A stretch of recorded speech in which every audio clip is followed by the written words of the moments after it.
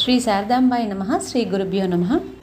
శ్రీ శృంగేరి శివగంగా శారదా పీఠం పీఠాధిపతులు అయిన పరమహంస శ్రీ శ్రీ శ్రీ పురుషోత్తమ భారతీ స్వామి వారి యొక్క పాదాలను నమస్కరిస్తూ ఇవాళ రోజున శ్రీ శృంగేరి శివగంగా మఠంలో స్వామివారి యొక్క ఆరాధనోత్సవం ఉదయం పూట నిర్వహించబడింది.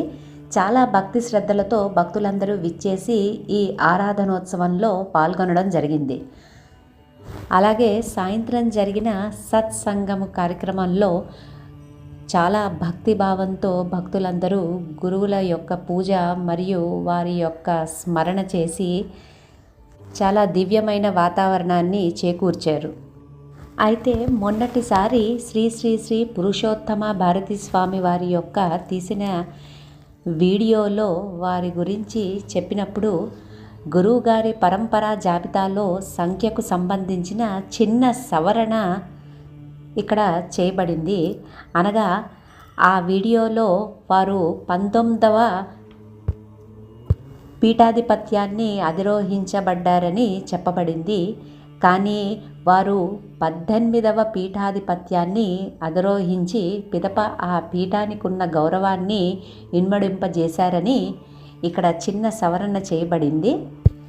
అలానే వీరు పూర్వాశ్రమంలో సుప్రసిద్ధ వేద పండితులు కంభంపాటి మాధవ అవధాని గారి కుమారుడు కంభంపాటి నాగేశ్వర అవధానిగా పండిత లోకానికి ఈ సుప్రసిద్ధులని అందరూ కూడా చేసిన ఈ 2 సవరణలను గమనించగలరని ప్రార్థన.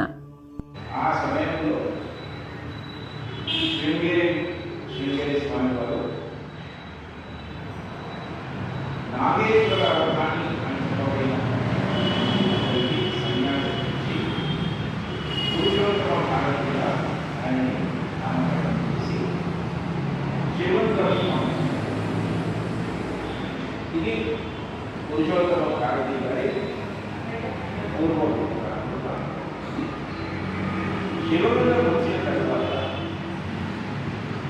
అక్కడ ఉన్న మనుషులతో అన్నిటికీ వాళ్ళతో పాటు అర్థం చేసుకోవడానికి సమయానికి ఒక సంవత్సరంలో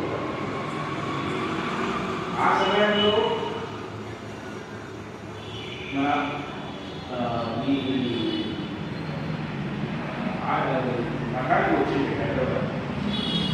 అవి నేను మొదటిసారి అంతవరకు నేను ఆ తర్వాత 2017